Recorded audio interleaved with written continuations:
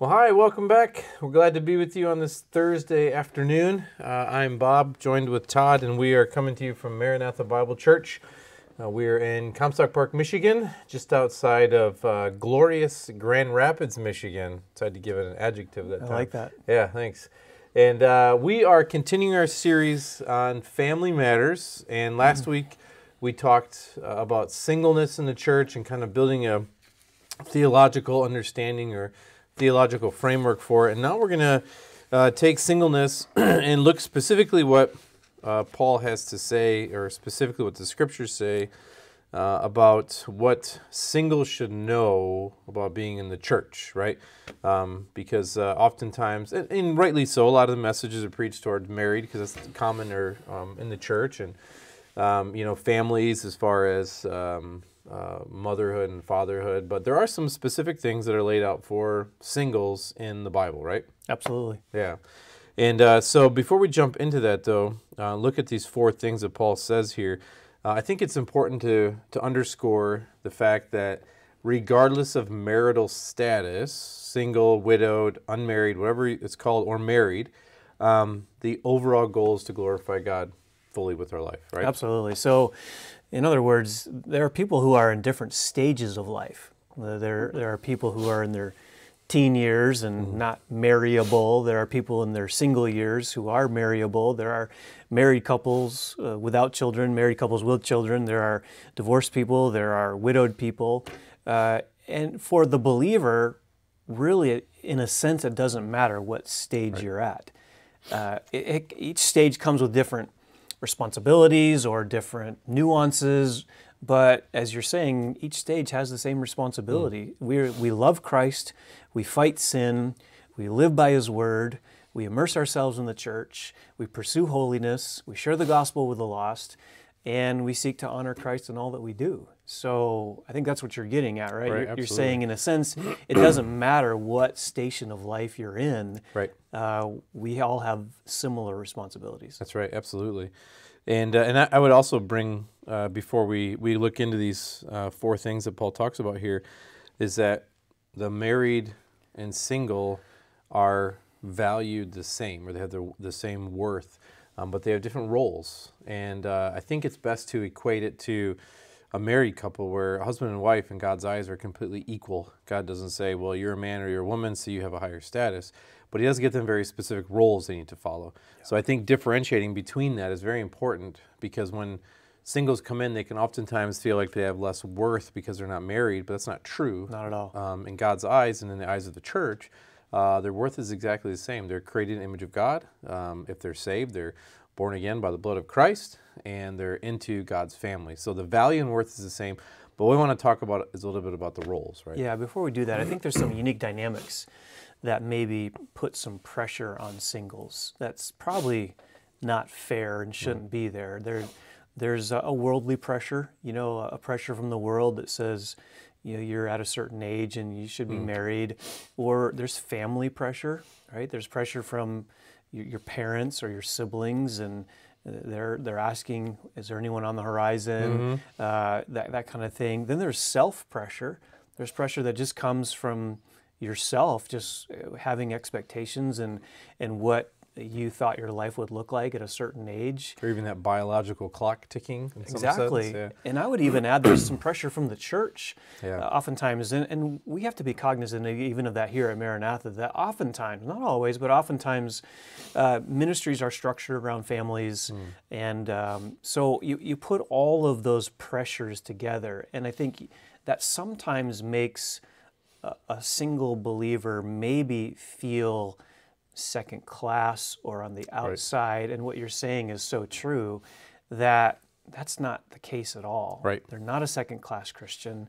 They're not kind of unable to be a part of the kingdom or useful to the kingdom. And what we're going to say right here in just a few moments is that it's the exact opposite. That's right. They have some massive privileges and responsibilities when it comes to being a part of the kingdom. So we just want to dispel that myth and that notion that you don't really have a part to play in the church if you're not married. That is so false and so wrong that we will really want to dispel that notion. Yeah, no, that's really helpful. I think that's very, very helpful.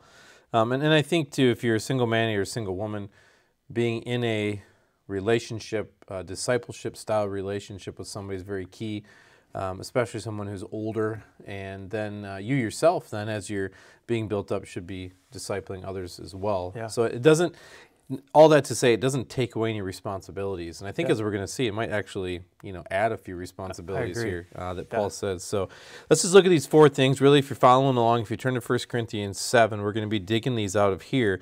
And there's 4 things that I think are very helpful. And we talked about this first one last week just a little bit, but kind of reiterating, knowing the gifting, knowing you're gifted, right? So Paul says there in 7:7, I believe, and he says, "Yet I wish all men were even as myself. However, each man has his own gift from God. This way, one the other." So we're all gifted, whether you're married or single. So understanding first and foremost where you are in your life, you are there because it is a gift of God. Like, plain and simple. Real easy reading of the text. There's no hidden agenda there. It just is what it is, right? Yeah. So we would say that know your gifting and know the season that you're in. And as Paul goes on to say there in verse 8, to the unmarried and the widows, and I find it fascinating, he always differentiates, even throughout the various books. He always says the unmarried and the widows, and it's good for them to remain single as he is, he says there in verse 8. And we'll talk about that, what that word good there. We'll expound on that quite a bit, actually, here in just a moment. But what I really want to focus on is the next part. So you have the gift of singleness, you have the gift of being married, but specifically within the gift of singleness, Paul says, hey, here's maybe something you should think about if you're single. Maybe to see that you're moving from a season of singleness into a season of being married or so. And he talks about this burning with passion, right? So put that in the context here, knowing the season that you're in. And you're somebody says, hey, I'm really burning with passion. This is specifically talking about sexual lust. So you're referring to verse 9. Verse 9, yeah. If they do not have self-control, let them marry, for it is better to marry than to burn. So are you getting at the difference maybe between permanent singleness and temporary singleness? Yeah. And so how do you maybe know the difference? Yeah. Yeah, I think in some cases, in many cases, you can distinguish between, everyone has the gift of temporary singleness. How do you know if you have the permanent gift? Well, you don't have the permanent gift of singleness if, number one, you have a desire to be married and have children, and number two, there are strong sexual desires and urges that go along with that desire. If those things are both present, according to verse 9, then marriage should be in your future. Right. And your job now then is just to wait on the Lord, to trust Him. Far easier said than done in many cases. Speaking from two married guys. Two married guys, yeah. But, I mean, we were both there. We Absolutely. were single at a point. And so at that point, your desires are good. The sexual desires are good. The desire for marriage and family is good. And you're in a position now where you have to hold those loosely and trust the Lord that He knows your desires. And in His timing and in His perfect sovereign will, He will accomplish that, Lord willing, for you. So, yeah, I think that's kind of the dividing line there. That's good. So knowing your gifting, knowing your season, and one thing I would just add, you mentioned it back on verse 8, but it's good for them to remain even as I, speaking to the singles, and we're going to probably flesh this out here in just a little bit, but if it's good, if Paul says it's good, then there must be something beneficial about a season of singleness. Yeah. So we're going to give you, 2 or 3 or 4 of these few more reasons why it's beneficial. But again, I think that's where a single person has to preach that to themselves. Because if they're not careful, they can get in a downward spiral of, woe is me, I expected to be married by this time. Why isn't God blessing me with this? And you forget, wait, no, this is good. It's good. And God's going to work good things in you and through you in this stage of singleness. So you have to keep preaching to yourself, this is good. It doesn't feel good. I don't like it maybe, but it's good. And the Lord always gives good gifts. And so, yeah. Because if you don't, the alternative is you could compromise in a myriad of ways, not only sexual immorality, promiscuity, but also marrying someone out of desperation. Absolutely. And amongst many other things you could do. But yeah, finding contentment, knowing the season that you're in, and as you say, I think it's really good. Paul says this is good. And so even though you may not be able to see it, you just have to trust the fact Exactly. that it's good, yeah. And so one thing Paul says here, going to verse 28, chapter 7, verse 28, I find it funny, you don't hear this one read at weddings. At least I've never been asked to read it at a wedding. He says, but if you marry, you have not sinned, and that's good. And if a virgin marry, she has not sinned. Yet such will have trouble in this life, and I am trying to spare you. I have never seen that embroidered and hanging on someone's wall. Yeah. Yeah, you get the towels that go over the stove right there, right? Yeah, you will have trouble. Yeah. Right. And never seen that given as a wedding gift either. Right? Never. Not you don't see it at the bookstore. No. Right? No, it's always 1 Corinthians 13. Right. That's in there, right? Yeah. No, that's good. I think people oftentimes they have this idea of marriage in their mind, and if you're single, we can actually idolize marriage and put it in such a way that all of my problems are going to be gone when I get married. Ironically, the only problem that Paul says is going to be gone is your lust. And that's not even a guarantee. And that's not even a guarantee, right? Because he doesn't say it's going to be gone. He says, look, to fulfill that, or to not to sin, there's or to have an outlet self-control. There's an it. outlet, right? So, but what he does promise is right here, you are going to have problems. You are going to have troubles. And this word trouble, it literally means tribulation in the flesh. So if we really want to get specific, your body's going to hurt when you get married. I know, probably because your wife's going to make you do work around the house. That's the problem. But can we yeah, you may want to edit that one out. But and I like what one pastor says. Marriage can involve conflicts, demands, difficulties, and adjustments that singleness does not, because it presses two fallen people into intimate life that leads to inevitable trouble. The troubles of singleness may be exceeded by the conflicts of marriage, right? And so why is it important to have I don't want to say robust, but a thorough understanding of this before you get married as a single person? So one of the things we're trying to flesh out here are the benefits of singleness. Right. And one of the benefits of singleness is that you're in a sense free from some of the troubles that come from married life. And as you said, it's easy to have very rose-colored glasses as a single and look ahead to marriage and think that's going to be blissful and it's going to be wonderful and it's going to be just decades of joyful rainbows and stars and fireworks and it is in a sense. But what Paul is getting at is really the nuts and bolts of marriage. It's hard. It's hard. It is hard work. In the flesh. In the flesh. And I think what you're getting at here is that phrase, tribulation in the flesh, or as the NASB says, trouble in this life. I think he's actually talking there about the struggles that come with putting two sinners together. Absolutely. And you take two people who are believers but still have a flesh that is present in their redeemed humanity. That flesh rears its ugly head in the context of an intimate relationship. So you're going to hurt each other in marriage. You're going to say things in marriage you regret. You're going to manifest seasons of fleshliness. You're going to respond in anger. You're going to respond in sin. You're going to do things you regret. You're going to say things you regret. You're going to hurt the person that you love most by your sinful tendencies.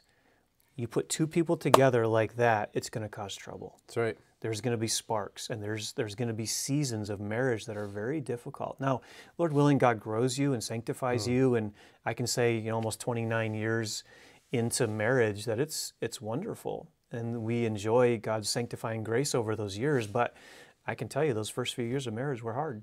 They were a struggle. And so, for the single person who is looking ahead to marriage and thinking that's going to solve everything, you need to understand that it's not. In a sense, there will be parts of it that are going to be harder. Absolutely. And I actually think you see that up in verse 26, maybe unrelated or connected. Verse 26, he says, I think then that this is good in view of the present distress, that it is good for a man to remain as he is. So what is the present distress? It could be what we're just talking about. It could be, and you had this in your notes here, it could be the fact that when you're married and you face persecution or hardships or trials, it's a whole lot harder on you than if you were single. That's absolutely right. When you're single, you just have to worry about yourself in a sense. But when you're married and now hardships come and they affect your whole family, you're burdened for your whole family. If you're married and you're being persecuted, which that day is coming for us as believers, and you're the husband and you've got to protect your wife and your kids are being, in a sense, affected by that persecution, and now you can't protect them for some reason, that weighs heavy on your heart. Or a job you have to have, and you lose your job, and you're looking at your wife and kids. Absolutely. Yeah, that's good. Yeah, I absolutely agree there that what Paul is saying there is these present distress, whatever that was that they were going through in Corinth. And he says that is good for a man to remain as he is. And so if you're single or married, it's good once again. And I think it's important to stress that. Yeah. That Paul's saying it's very, Now very the flip good. side is verse 27. Are you bound to a wife? Do not seek to be released. And are you released from a wife? Do not seek a wife. So again, it's not that you shouldn't be married or couldn't be married. That's a good thing as well. So he's saying both things. He's saying marriage is good, but marriage comes with trouble.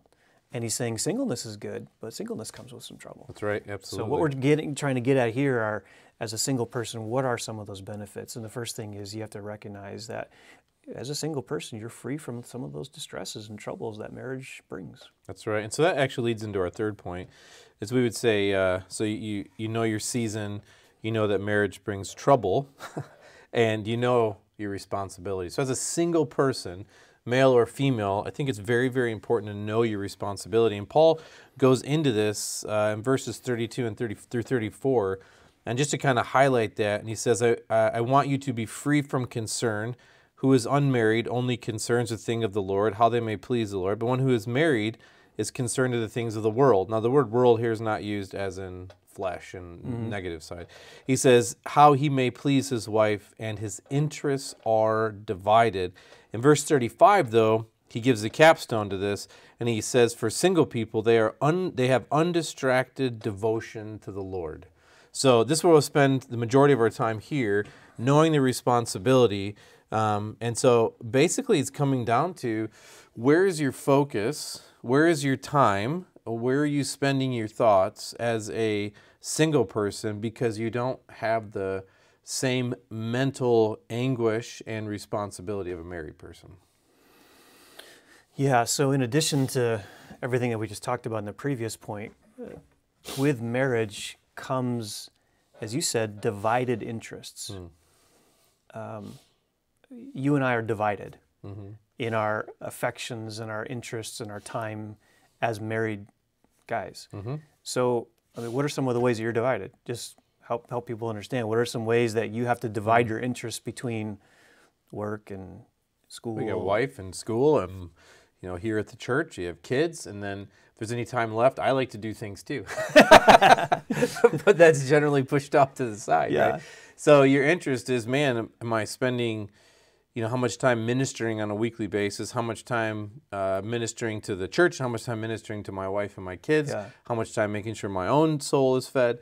And so you have this division that comes in because you have, as Paul says, the wife and the kids to take care of. Yeah, I mean, my wife expects some things of me. Right. Like time with her. Right. Like me sitting down and talking to her. Like spending some vacation together. My kids, they have some expectations for me. They want to see their dad. Right. They want to watch movies as a family, and they want to spend some time together outside of school and responsibilities. And they have some strange desires like clothes and food. I know it's strange, but they expect these things to be just there. And you need to manage those expectations. I know, right?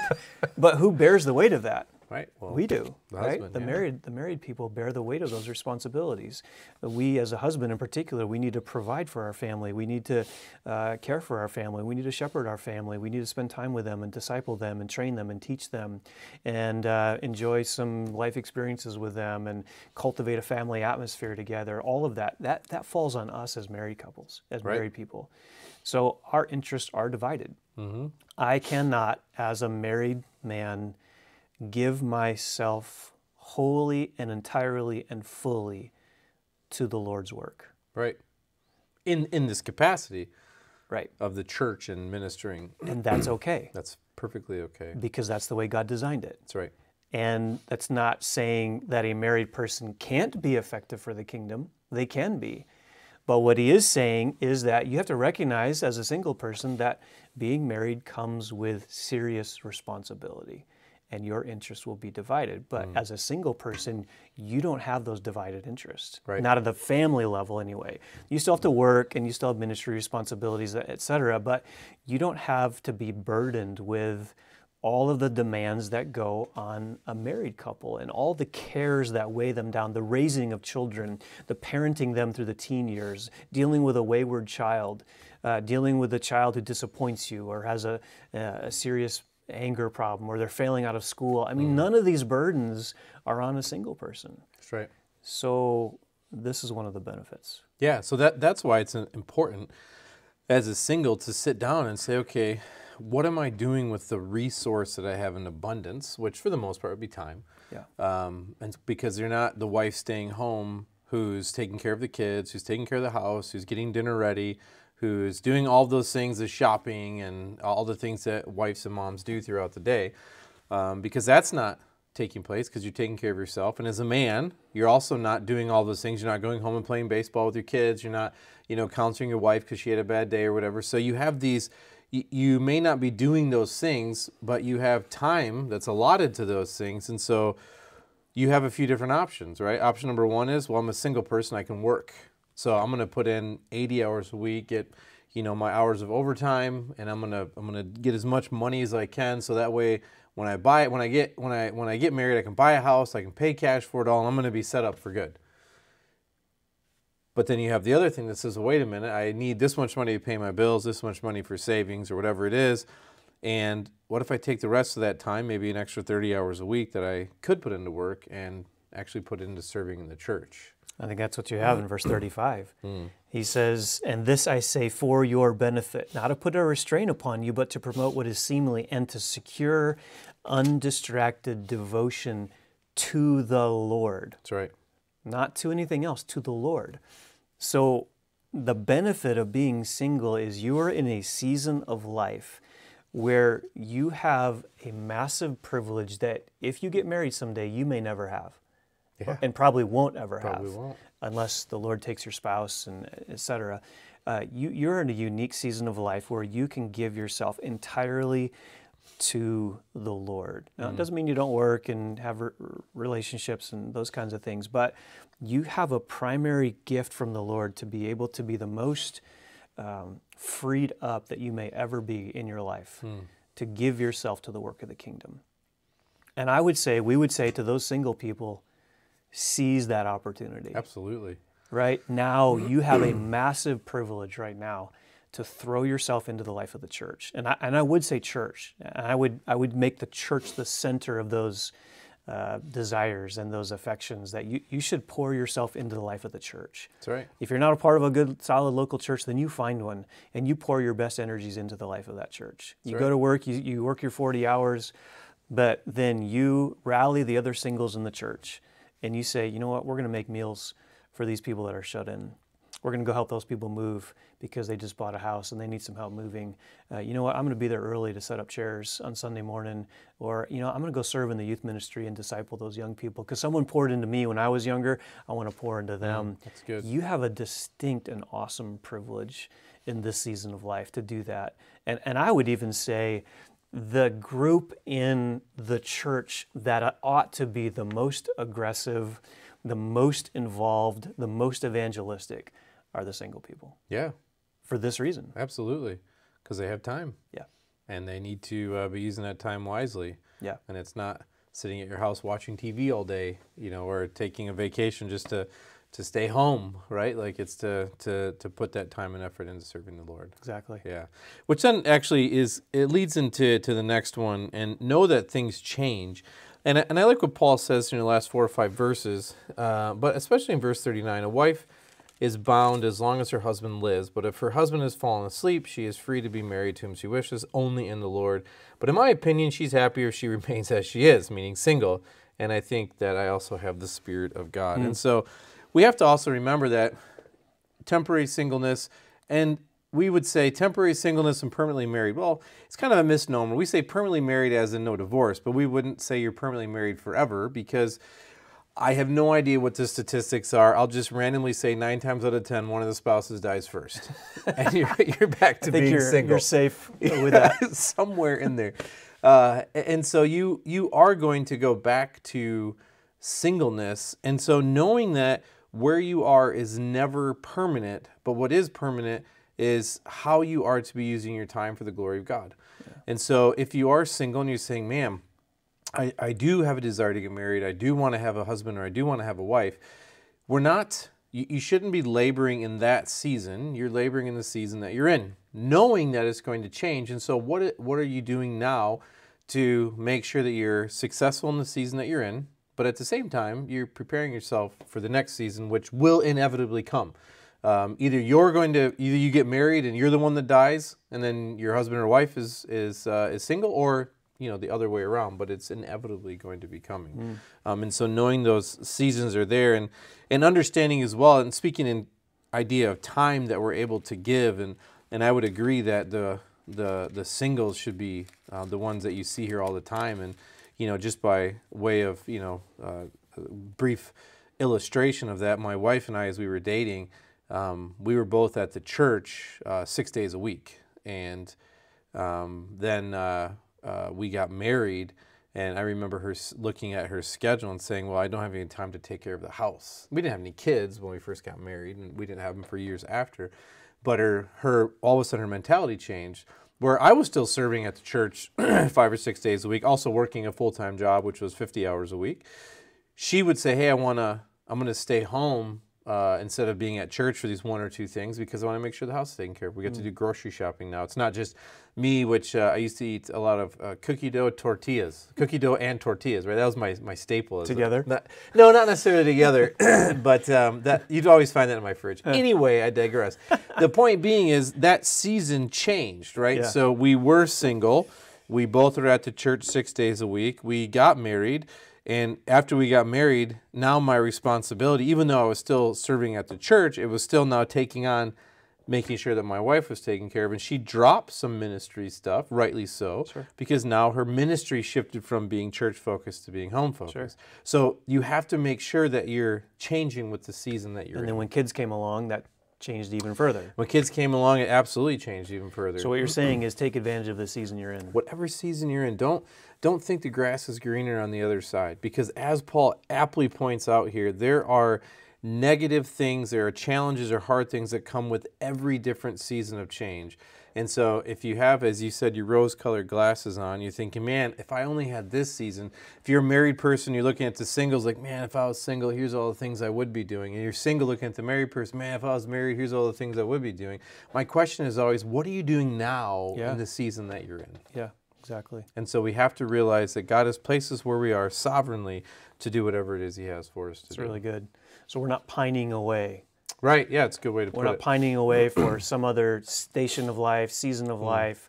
The Lord sovereignly has us in these days. Right. So what do? We do what Matthew 6:33 says. We seek first the kingdom of the Lord, and He will add all these things to us. So wherever we're at, we're seeking the Lord. Wherever we're living for the Lord. Whatever we're doing, in whatever station of life, our aim is to glorify the Lord. Absolutely. To make this short life count for eternity. Yeah. And you can do that uniquely as a single. You can also do that uniquely as a married person, but you're not wishing for what you're not. Right. You're wishing to be faithful in what the Lord has given you. That's right. Yeah, and I would add, even on top of that, all that you just said, sovereignly God has you in a season where you are. And especially here at Maranatha Bible Church, and whatever church you happen to go to, but God sovereignly has you in the church where you're at too. And so if you're single and you come here to MBC and you're thinking, man, I don't know where to get involved, and well, you're sovereignly here for a reason. Your gifts, your talents, whatever God's given you are to be used where He has placed you, and He's sovereignly placed you here. Yeah. And so looking for those areas, because if you're here, then there's a spot for you. Absolutely. Because that's the way God's put it together. Yeah, and initially a single person might hear that and say, well, man, if I really give up this passionate desire to be married and I just focus on the work of the Lord, then I may never get married. Right. And that's really the wrong way to look at it. Absolutely. You don't focus on marriage and make that your primary mission in life. Although that's a good desire and a noble thing, you focus on the Lord and what He's giving you to do, and you let Him bring you the spouse. That's right. In your time. So it's not like you either serve the Lord or you pursue marriage. No, you serve the Lord wholeheartedly. That's good. And then you trust the Lord to bring you the desires of your heart. So you're not settling.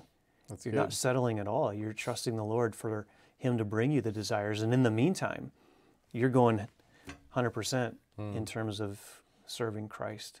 No, that's really good. Yeah, I know when my wife and I met, she was the single person in a church of 70 when I walked into the door. only one. The only one. And so, of course, I graced her with my presence. And, just kidding. I had to convince her. But anyway, don't be discouraged. Serve where you are. Yeah. And I think that's really, really helpful. So, all right, guys. Well, I hope this was helpful overall. We'll continue going through the family matters. We're actually going to shift gears a little bit. We had a request or two to deal with like dating. And so we're going to be looking at dating and courtship, some of the kind of different models, I guess you could say, of what has been proposed over the years. Some of them a little crazier than others, but we'll look at those. Do you find dating and courtship in the Bible? What does that look like? And then what does it mean to move from dating to marriage? So you find the right person, you're dating them. What's the next step? How do you know when you go from dating, engaged, marriage, and that kind of thing? And then what to look for in a spouse. So we all should have standards that we're not going to compromise, and then we all have preferences, right, that we want to have too. So we want to go over those three things, speaking more towards the singles, and since it's family, husbands, wives, these are ways you can disciple your kids as they're growing up. Some tools to put in your toolbox, hopefully to help you as your kids grow up. So, guys, it's been wonderful. Hope you enjoy the rest of your week, and we'll hopefully see you on Sunday.